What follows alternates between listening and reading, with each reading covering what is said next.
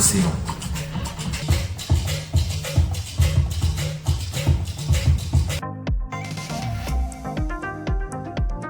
Benka, c'est une composition de 2 mots qui a été proposée par les 2 artistes qui étaient sur cette. K en mina, qui veut dire fil, et Ben, qui est en blanc bambara, qui veut dire entendre, cohésion. Benka, c'est la création chorégraphique, c'est les liens qui se tissent, c'est l'autre, c'est moi. Benka est une vie faite de liens.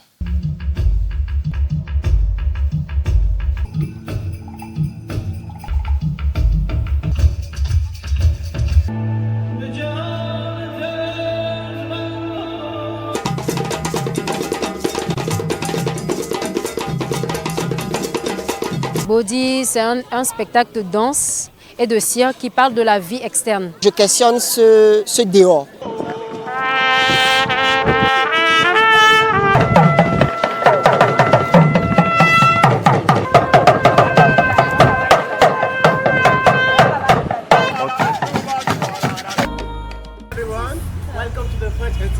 Le projet Équin, pour moi, c'est vraiment la rencontre entre plusieurs pays et différentes disciplines qui questionnent nos identités multiples et qui invitent le spectateur à une propre réflexion sur les siennes. Équin, ça parle précisément des différences qu'il y a entre nous aujourd'hui, les thèmes de nationalité.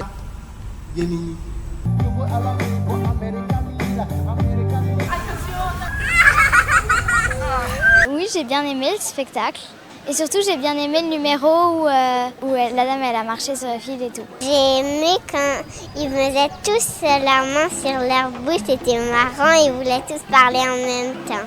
J'ai aimé tout le spectacle.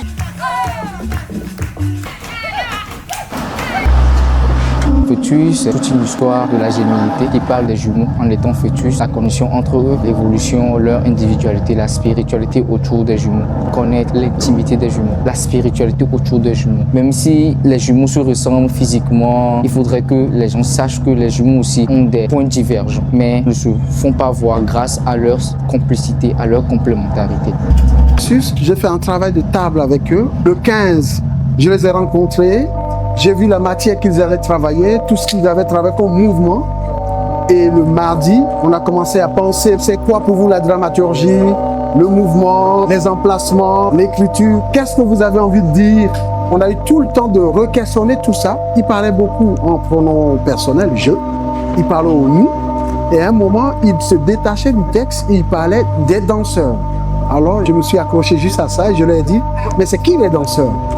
Et ils m'ont regardé et m'ont dit, mais c'est nous les danseurs. Mais oui, si c'est vous les danseurs, alors ce que vous devez faire aujourd'hui dans cette pièce, c'est de nous tenir en tant que jumeaux, vos jeux, vos querelles, tous vos blagues dans l'espace. On va l'écrire, qui va tenir le public en haleine. Et après, vous pouvez nous montrer que vous êtes aujourd'hui danseurs dans ce monde dans lequel vous vivez.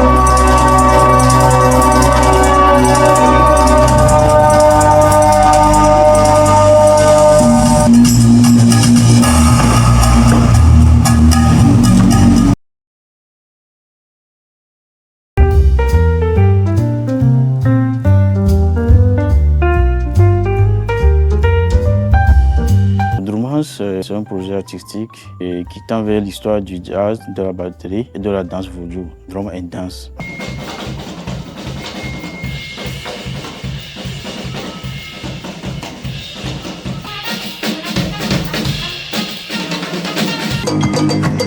Atompani, c'est un spectacle de percussion. Nous avons travaillé les percussions, la tradition d'aujourd'hui. Nous avons travaillé sur le présent et l'ancienneté, c'est-à-dire la tradition et le numérique, à travers une traversée jusqu'à un monde nouveau que nous avons dénommé Agomavo.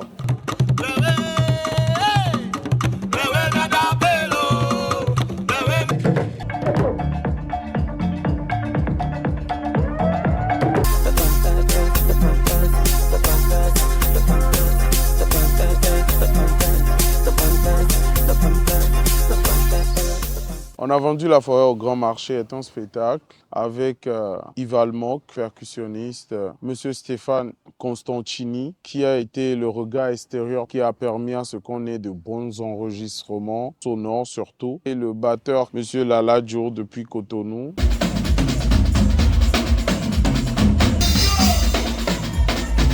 J'aimerais quand même par ce projet essayer de sonner l'alarme par rapport à l'entretien de l'environnement.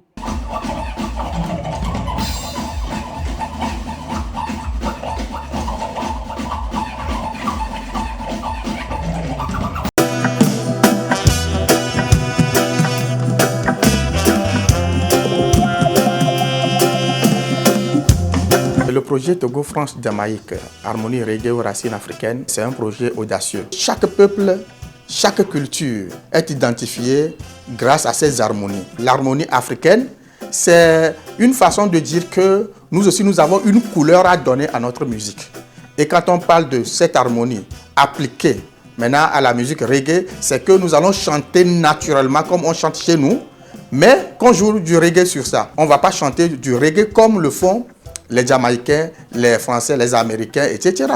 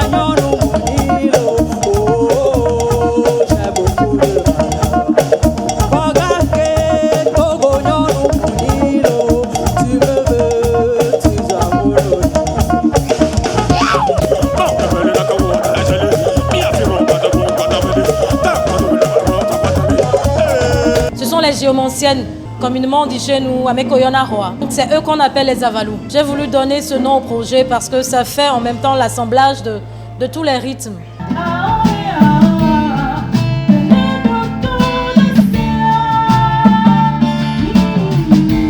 Dans Avalou, tu retrouves toutes les sonorités qui sont dans nos couvents du sud du Togo et du Blekete, du Kamou qui vient du nord. J'ai fait appel au grand frère Eustache Kamuna pour apporter une harmonie vraiment du Nord.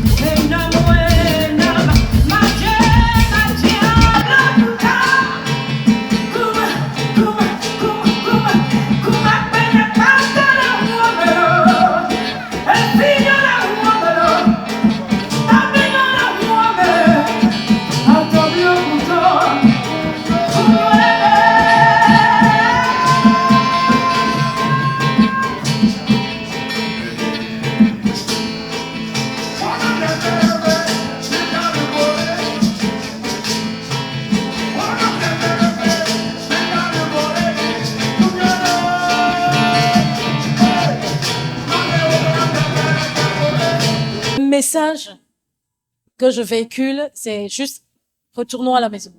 Nos parler, notre langue, notre culture en général, être fiers de ce qu'on est.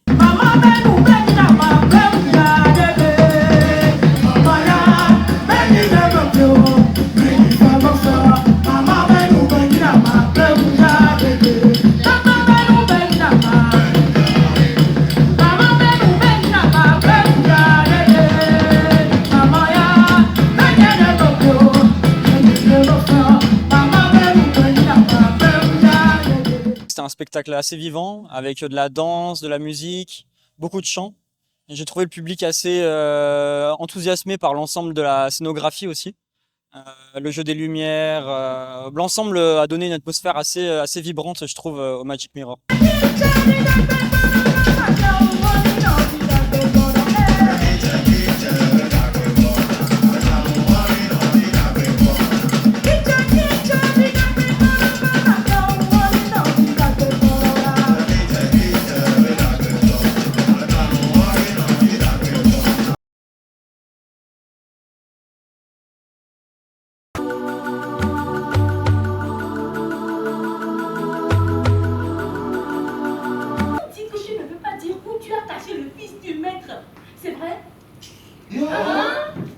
Le sujet central, c'est l'objet qui s'appelle le signal, qu'on a connu au Togo, dans les pays colonisés. Et le signal a servi à étudier le français. Transmettre, ça aborde la question de l'héritage. Une chose vers laquelle on fait le geste pour aller prendre. Transmettre m'a paru être une pièce engagée sur le rapport de force, sur le rapport de l'outil, de la langue même, en tant que transport et canal en griffe de l'intelligence, et quelle est la langue la mieux appropriée pour être porteuse d'intelligence. La Belle et les Bêtes, c'est une pièce de théâtre aux allures féministes, mais avec un message plus profond. Plus tolérant aujourd'hui, et je vous traiterai en égal, en femme libre comme une sœur. Est-ce là tout ce que vous avez à dire? C'est que je perds mes mots dès que je sens monter la pression. D'accord, monsieur. Il s'agit de l'Afrique dans le rôle de la Belle, puis César qui représente la France, Lee qui représente la Chine, Scott qui représente les États-Unis, Ivan qui représente la Russie. C'est à peu près les quelques puissances que nous connaissons et qui ont des interactions avec le continent. 112, c'est 112 que les vieilles ont transformé en 112. 112, c'est la distance du prolongement du chemin de fer d'Atakpamé à Blita. 112 parle de la gare, ça fait revivre les moments merveilleux touristiques où Blita était un pôle économique. Tout le nord venait à Blita pour prendre le train et venir à Lomé. Donc c'est ce que nous avons voulu faire revivre dans ce spectacle.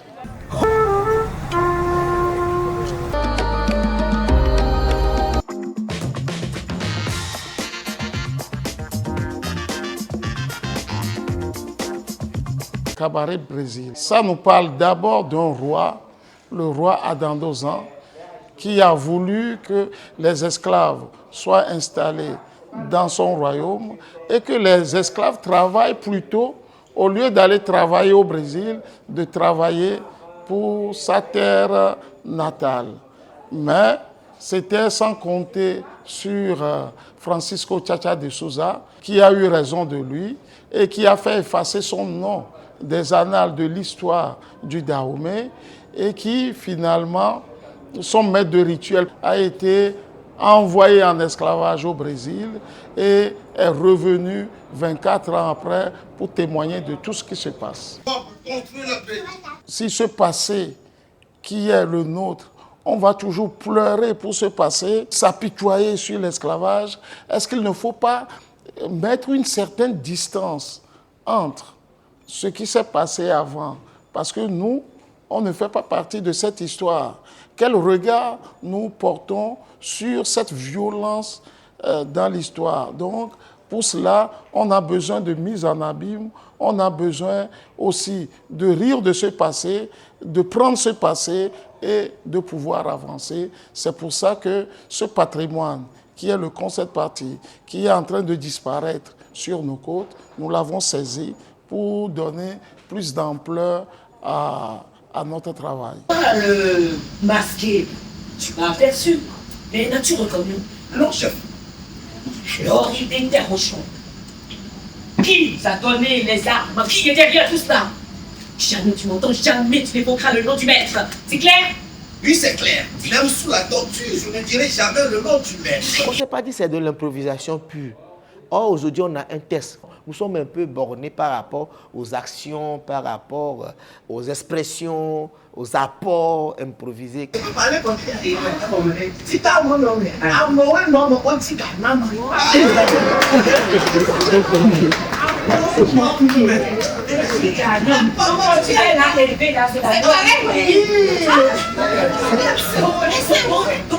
au port. Oui, pour aller pratiquer. C'est un bon pays. Ah oui, c'est un bon pays. À mon nom, c'est ça. Celui qui parle, il faut continuer. Chez Adélaïde la Courroucienne, c'est d'abord un restaurant qui invite les gens à venir partager un bon repas. Et ce soir, particulièrement, Adélaïde ne fait pas que à manger, elle apporte aussi de la nourriture à l'âme. Et là, elle se met à prêcher, à parler de spiritualité. Mais Adélaïde est évangélique, donc on aurait pu s'attendre à ce qu'elle parle de la Bible, mais elle parle d'autres religions. Avec Rhodes, n'était qu'obscurité et silence. Puis, du chaos, de l'œuf primordial, Rhodes, après avoir porté ces mots en gestation, crie « Eau, air, terre !» se formèrent alors les trois premiers mondes. C'est un texte qui, à la fois, se présente comme un débat philosophico-religieux. Et si je mettais ça devant le public comme un débat, ça va ennuyer les gens. Donc c'est pour ça que ça se passe dans un maquis où les acteurs et actrices sont aussi les personnes qui servent à manger. On voit le public qui les interpelle, qui passe la commande et tout. Et donc du coup, le débat devient vivant, comme on peut en avoir par exemple, même dans nos maquis ou dans les salons de coiffure. Corruption, trafic, guerre, sale méthode, malbouffe, polluant. Somme toute, destruction créatrice, productrice de biens communs. C'est là tout le problème. Au contraire, loué soit le Seigneur. Alléluia. La première thématique abordée, c'est la communauté. Parce que ça parle d'une communauté religieuse, ils sont tous évangéliques. Et puis il y a une d'entre elles, qui est une des diaconesses de cette communauté, qui a envie de parler des autres religions. Ça crée une incompréhension de la part des autres. Comment on peut continuer à faire communauté, même quand des choses nous divisent? Je vous propose une société du bien. Pas une, mais toute religion basée sur le respect l'une de l'autre. Dans les religions de qui nous sommes. Toute religion basée sur le respect l'une de l'autre. Il n'y en a qu'une dont je suis le parfait exemple de réussite. Un guerrier, un entrepreneur qui rencontre en mes actionnaires comme jadis le conquistador a fait roi usurier d'une même maladie au cœur, frappé de fièvre d'or. L'autre thématique qu'il y a aussi dans la pièce, c'est de renverser les rapports de domination, de ne pas se laisser embrigader par un dogmatisme, et c'est même exigeant d'aller chercher la vérité. On s'est tous nourris les uns les autres, on a tous donné notre perception de Dieu, de qui est Dieu, quel est notre rapport avec la croyance, avec le monde spirituel aussi. Le seul mot qui ment, qui ne dit rien d'autre que lui-même, qui ne suscite aucune image en dehors de lui. Bon, avec la gamme, l'esclave a refusé d'être réduit à un mot. Délié de la nature. Oh!